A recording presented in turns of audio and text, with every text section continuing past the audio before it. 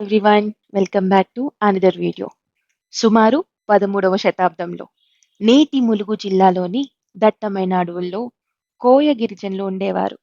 ఒకరోజు గిరిజన పెద్దలు వేటకు వెళ్ళినప్పుడు చిలకలగుట్ట సమీపంలో ఒక వింత దృశ్యం చూశారు. భయంకరమైన పులుల మధ్య ఒక చిన్న పాప ఏడుపు లేకుండా ఆడుకుంటుంది.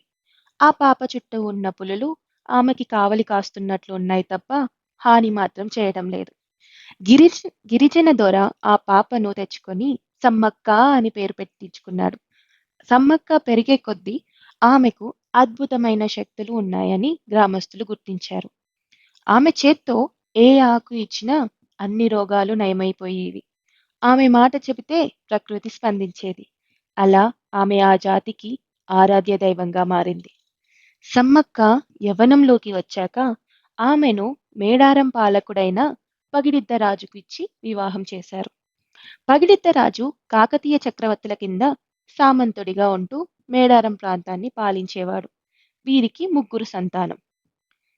సార్లమ్మ ఆమె పెద్ద కుమార్తె. తల్లికి తగ్గ తనేగా యుద్ధ విద్యలో ఆరితేరింది. నాగులమ్మ ఈమె చిన్న కుమార్తె. జంపన్న కుమారుడు పరాక్రమవంతుడు. వీరి పాలనలో మేడారం సుభిక్షంగా ఉండేది. ప్రజలందరూ సంతోషంగా ఉండేవారు. అడవి తల్లి దీవెనలు తమపై ఉన్నాయని గిరిజనులు నమ్మేవారు. సో ఆ సమయంలో కాకతీయ సామ్రాజ్యాన్ని ప్రతాపరుద్రుడు పాలిస్తూ ఉన్నాడు. వరుసగా 3 ఏళ్లు మేడారం ప్రాంతంలో వర్షాలు లేక తీవ్రమైన కరువు వచ్చింది. గిరిజనుల వద్ద తినడానికి గింజలు కూడా లేవు. కరువు వల్ల పగిడిద్దరాజు కాకతీయులకు కట్టాల్సిన పన్ను కట్టలేకపోయాడు. ప్రతాపరుద్రుడి సేనాధిపతులు కప్పం కోసం ఒత్తిడి చేశారు. కానీ పగిడిద్దరాజు నా ప్రజల ఆకలి తీర్చడమే నా మొదటి కర్తవ్యం. నేను పన్ను కట్టలేను అని తెగేసి చెప్పాడు. దీనిని రాజద్రోహంగా భావించి కాకతీయ సేనలు మేడారంపై దాడికి సిద్ధమయ్యారు. నెక్స్ట్ రణరంగం. కాకతీయ సేనలు ఆధునిక ఆయుధాలతో గుర్రాలతో మేడారంపై దాడి చేశారు. గిరిజనుల వద్ద ఉన్నవి కేవలం విల్లంబులు, గొడ్డళ్ళు మరియు చిన్ని చిన్ని కర్రలు. కానీ వారి వద్ద సమ్మక్క ఇచ్చిన ధైర్యం కూడా ఉంది. సార్లమ్మ తన భర్త గోవిందరాజుతో కలిసి యుద్ధంలో అద్భుతమైన పరాక్రమాన్ని చూపించింది. శత్రువులు తలలు నరుకుతూ ముందుకు సాగింది. కానీ సంఖ్యలో తక్కువ ఉన్న గిరిజనులు ఒకరొకరుగా నేలకొరిగారు. సార్లమ్మ యుద్ధంలో వీరమరణం పొందింది. జంపన్న తన సోదరి మరణ వార్త విన్న జంపన్న ఆగ్రహంతో ఊగిపోయాడు. శత్రువులను చీల్చి చెండాడుతూ సంపంగి వాగు వద్దకు చేరుకున్నాడు. తీవ్రంగా గాయపడిన జంపన్న శత్రువులకు చిక్కకూడదని ఆ వాగులో దూకి ప్రాణత్యాగం చేశాడు. ఆయన రక్తంతో ఆ వాగు ఎర్రగా మారిపోయింది. అందుకే దానికి జంపన్న వాగు అని పేరొచ్చింది. తన భర్త, పిల్లలు అందరూ యుద్ధంలో మరణించారని తెలిసిన సమ్మక్క వెనుకడుగు వేయలేదు. ఆమె స్వయంగా రణరంగంలోకి దిగింది.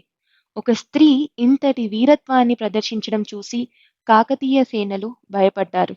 చివరకు ఒక శత్రు సైనికుడు వెనుక నుండి సమ్మక్కను వెన్నుపోటు పొడిచాడు. గాయపడిన సమ్మక్క రక్తం చిందిస్తూనే చిలకలగుట్టపై వైపు వెళ్ళిపోయింది. గిరిజనులు ఆమెను వెతుకుతూ వెళ్ళగా అక్కడ ఆమె కనిపించలేదు.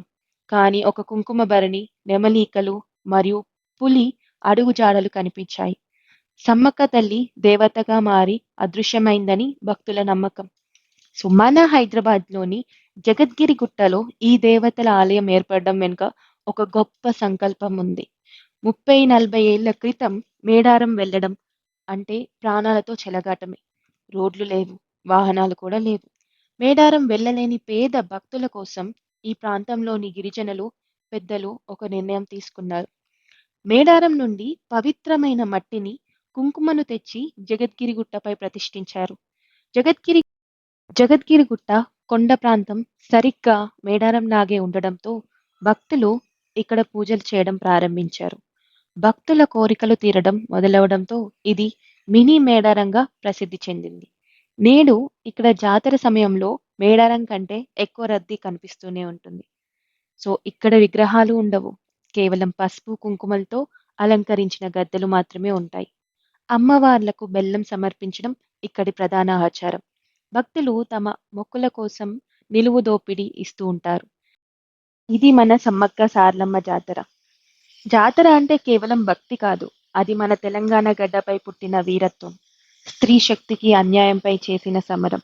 సో, ఇదంతా స్టోరీ మీకు నచ్చిందా? ఇంకా ఏమన్నా కావాలి, నేర్చుకోవాలి అంటే నాకు కమెంట్ చేయండి. So, stay tune to our channel. ఇంకిన్ని వీడియోస్‌తో మీ ముందుంటాను. Until then tata, bye bye. See you in the next video.